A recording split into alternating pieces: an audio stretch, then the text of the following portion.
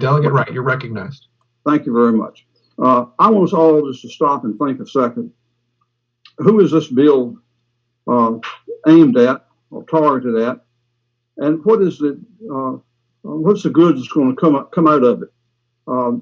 Every session for years, the Second Amendment rights people have had the opportunity to come down and address their delegates and senators and make speeches right there at the bell tower on the Capitol grounds. Never been an instance that I know of.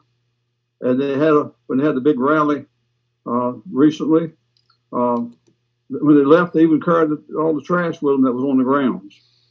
If you look and see at some other activities that have happened on Bank Street and up around the Capitol, it looks like that it wasn't quite the same spirit that was involved.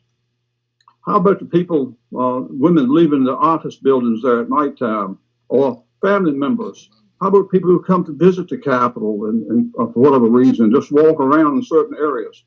I think we're making a horrible mistake here by passing this bill. And I would just like everyone to think about it a moment before we do it. What path are we going down? What message are we sending our citizens?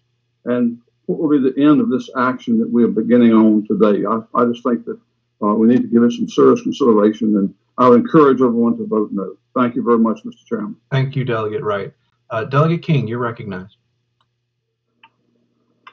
Thank you, Mr. Chair.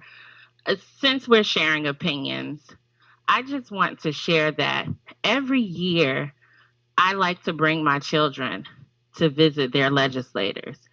And when I look at the calendar, every year I avoid the day where people will stand around the building and on Capitol Hill with all level of weapons, because I know that my children will be afraid. I know that there are people who fear the sight of hundreds of people standing with weapons. So I would encourage people to support this because it has been very well thought out. It has been amended to address those concerns about members and their staff and safety. So this is not just about us. This is also about the people who this space belongs to. And they should be able to come here without fear of weapons. That's all. Thank you, Mr. Chair. Thank you, Delegate King. Delegate Davis. Thank you, Mr. Chair. Just wanted to make a comment, and I appreciate the delegate being so forthright and honest.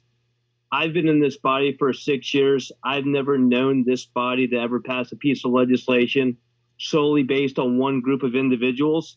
I find it concerning that literally we are passing a bill because we're afraid, or some people happen to be afraid of the VCDL lobby day that I think is the only one that's ever occurred, the lobby day that's ever occurred, or with some people want to use rallies, probably the most peaceful rally we've ever had in the General Assembly, surely the only one where people have actually left the streets cleaner than when they came. So I'm concerned that we start passing legislation now based on not wanting to see a group of individuals around the Capitol,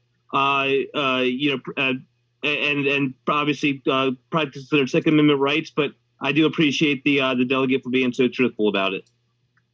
Thank you, Delegate Davis. See, Delegate Cole is in the queue. Delegate Cole, you are recognized.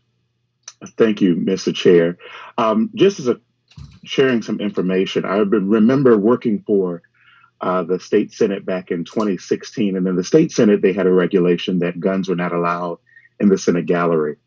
Also reminding my first time working there, I was simply reminded by the clerk's office, hey, on Martin Luther King Day, it's a lobby day.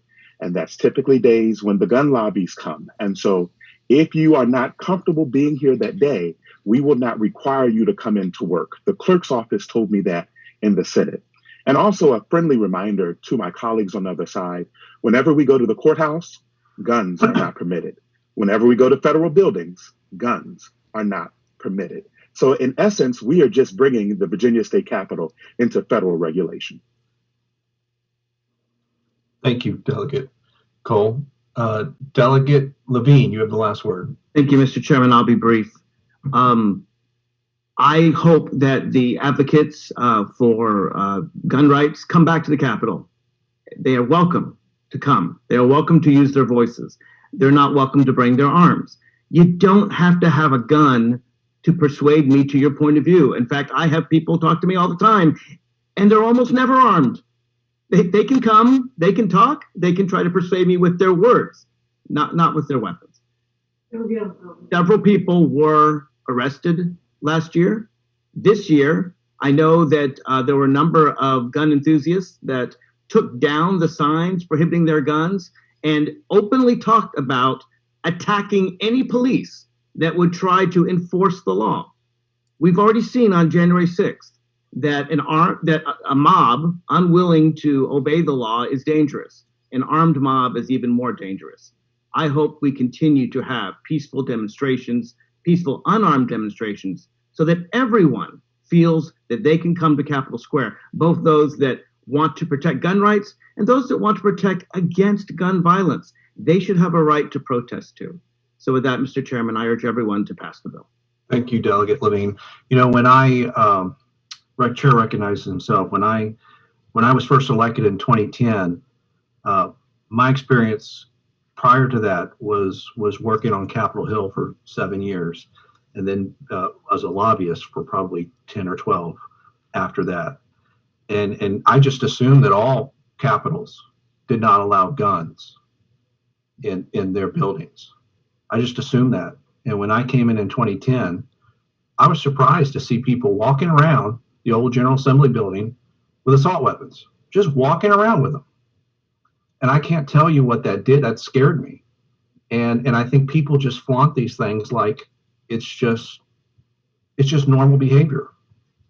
And I think it scares a lot of people. It scares my constituents, and it scared me. And so the very next year, I put in a bill similar to what Delegate Levine has put in, and it didn't go anywhere. And I was just surprised how different we think about these things.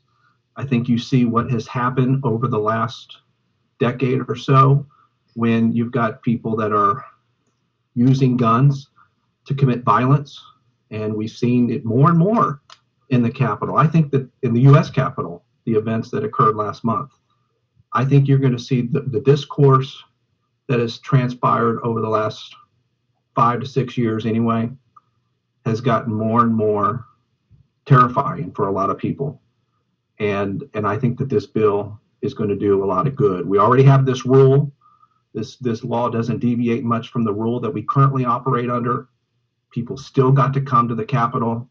Last session, I know this session, because of the pandemic, we were meeting virtual, but last session, we still effectively communicated with our lawmakers. And as Delegate Cole said, you can't carry guns in a courthouse. You can't carry guns on airplanes. You can't carry guns in the U.S. Capitol. And starting in July, it's going to be the law that you can't carry guns on Capitol Square in public buildings. All those, Mr. Chairman, all those in favor of the bill, please vote on the electronic voting device. Senate Bill 1381 reports with substitute 12-9. All right, that completes our business committee.